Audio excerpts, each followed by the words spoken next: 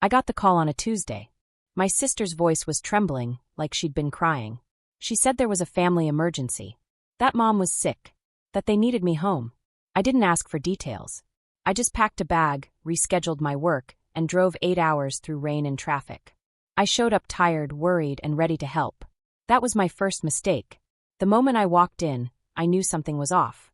No one looked sick. My sister was lounging on the couch in sweatpants and a clay face mask. Mom waved at me from the dining table like I was the mailman. "Perfect timing," she said. "You can start with the groceries." She pointed to a long receipt and said, "Fridge is empty. You're paying, right? You make the most." Then my sister chimed in. "While you're here, could you watch the kids? I need to recharge." She actually used the word recharge, like I was a Tesla charger and she just needed to plug in. I didn't react. I just nodded. "You don't have kids or a spouse," Mom added. "This is a great way for you to finally contribute." Then she handed me a stack of unpaid bills. Every single one had my name on it. The utilities, the streaming services, the security system I'd installed for their house years ago. I wasn't just the errand boy, I was the financier. I smiled, said thank you, and handed her a folder. She didn't even open it, just glanced at it like junk mail. Then I walked out the front door. No fight. No yelling. I just left. They didn't even notice. I heard my sister say, "What's his problem?" as I stepped off the porch. In the car, I sat still. I checked my phone. 10 unread notifications from my bank, charges, overdraft alerts, all tied to accounts I'd created for them. Some were in my name, others used my credentials. That's when the silence hit, not peace, but that cold silence that says you were never wanted here. Just tolerated, until you weren't useful anymore. And I remembered. Everything. The Christmas where I bought hundreds of dollars worth of gifts and got a broken mug in return. The birthdays I wasn't invited to. The wedding, my wedding, where no one showed. Mom had a headache. Dad had a prior commitment. My sister forgot the date. I stood at the altar with a healing shoulder and half a room of strangers, and not a single family member in sight. I remembered wiring my sister rent money and seeing her post a meme about doormats. I remembered sending flowers on Mother's Day and being told, "Next time, just send the money." I remembered every insult disguised as a joke. Every guilt trip masked as love. Every time I picked up the tab, and they laughed behind my back. And now, after driving hours to help in a fake emergency, I was being handed bills and told to babysit, for free.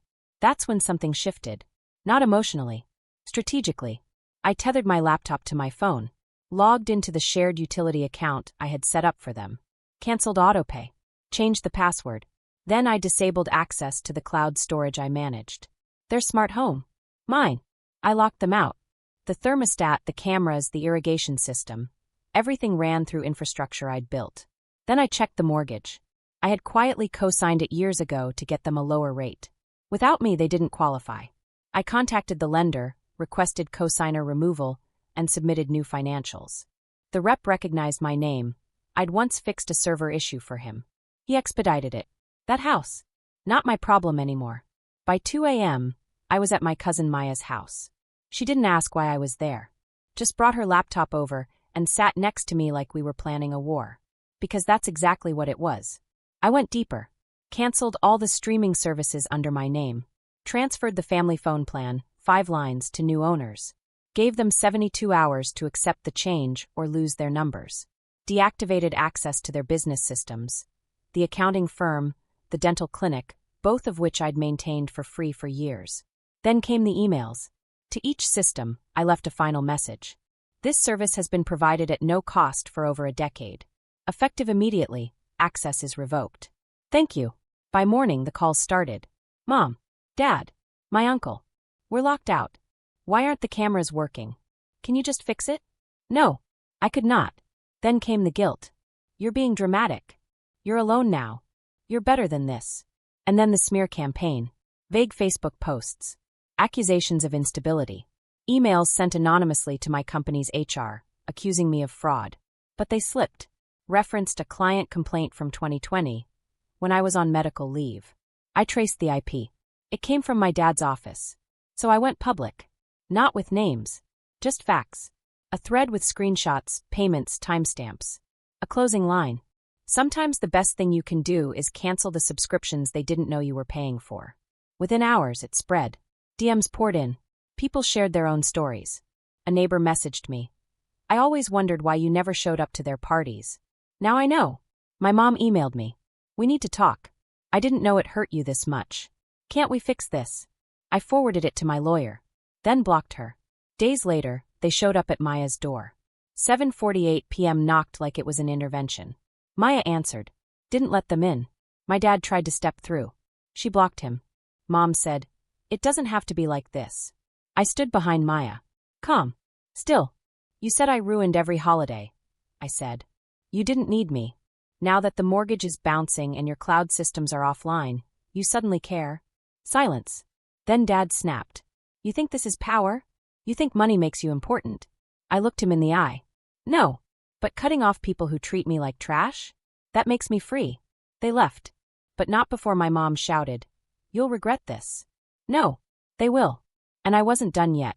I published everything in one final folder. Financials. Screenshots. Audio recordings. Legal documents. A spreadsheet titled. They called it help. And one paragraph to end it all. This isn't revenge. This is the truth. When someone spends years being treated like a tool and finally puts the wrench down, it doesn't make them broken. It makes them human.